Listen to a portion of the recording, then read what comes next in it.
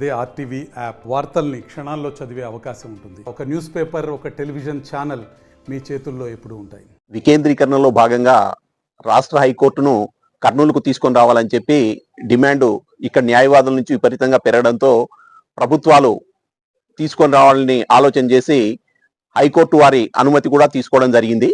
అందుకు సంబంధించి కొంతమంది న్యాయవాదులు కొంచెం సమంజసంగా లేదు, మాకు హైకోర్టు ఇక్కడే ఉండాలి అని చెప్పి వేశారు అని చెప్పి తెలిసింది.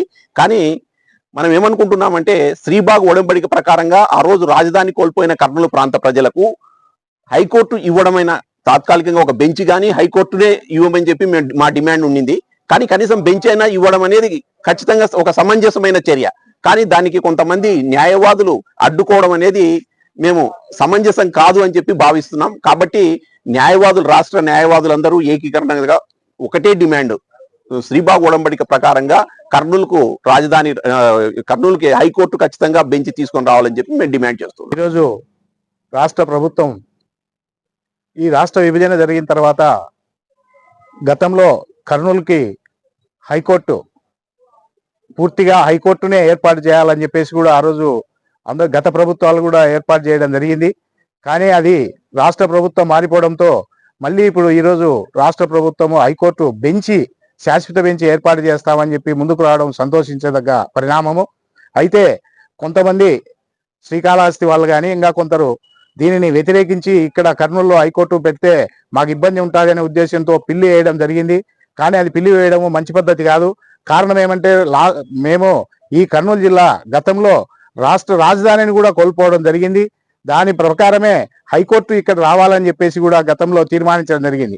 కానీ ఈరోజు బెంచి, శాశ్వత బెంచి ఏర్పాటు చేస్తూనే కూడా వారు ఈ విధంగా వ్యతిరేకించడం అనేది మంచి చర్య కాదని కూడా మేము ఈ రకంగా చెప్తున్నాము.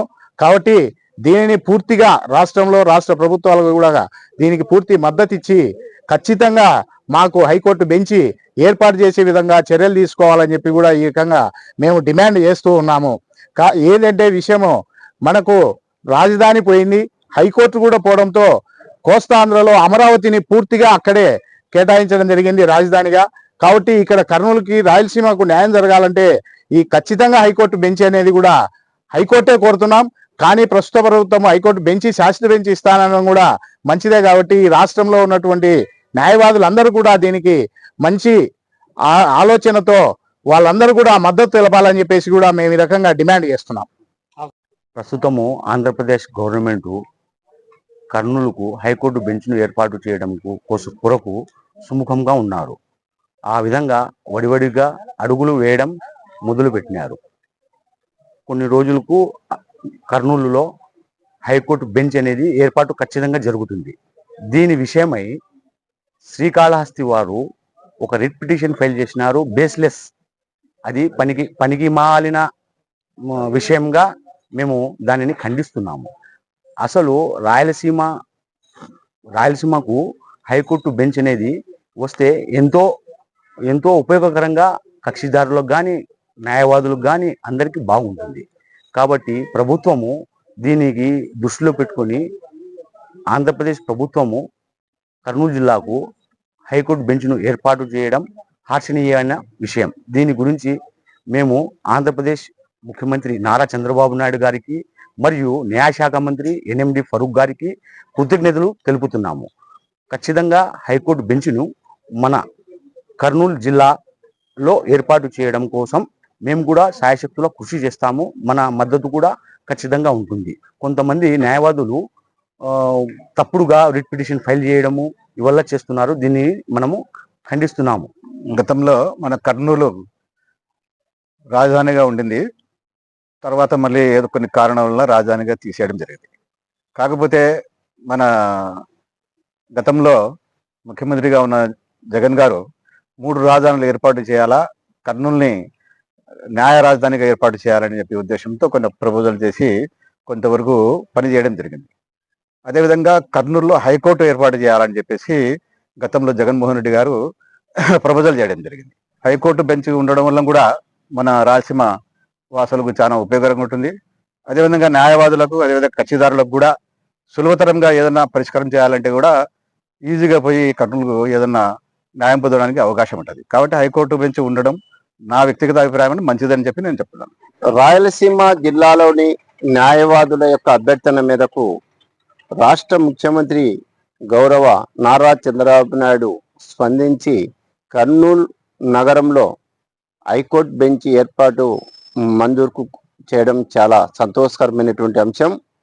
ఇందుకు సంబంధించి హైకోర్టు న్యాయవాదులు కూడా న్యాయమూర్తులు ఈరోజు కర్నూలు జిల్లాను పర్యటించి ఇక్కడ ఉండేటువంటి వసతుల మీద ప్రత్యేక ఒక కమిటీని ఏర్పాటు చేసి ఉన్నారు.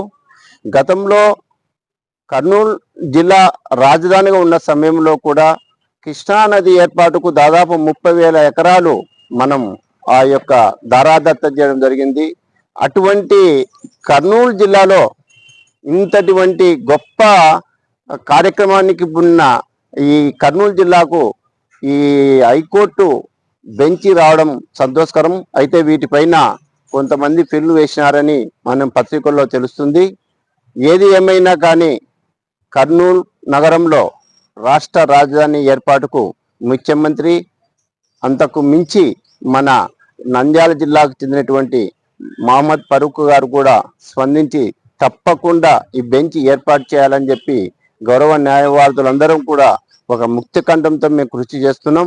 అందుకు సర్వదా ముఖ్యమంత్రి వర్యులు కూడా వీలైన త్వరలో ఇక్కడ బెంచ్ ఏర్పాటు చేయాలని చెప్పి మనస్ఫూర్తిగా వేడుకుంటున్నాం. మరిన్ని వీడియోస్ కోసం ఛానల్ ని సబ్స్క్రైబ్ చేయండి. లేటెస్ట్ అప్డేట్స్ కోసం వాట్సాప్ ఛానల్ ని ఫాలో చేయండి. అండ్ లింక్ డిస్క్రిప్షన్ లో ఉంది.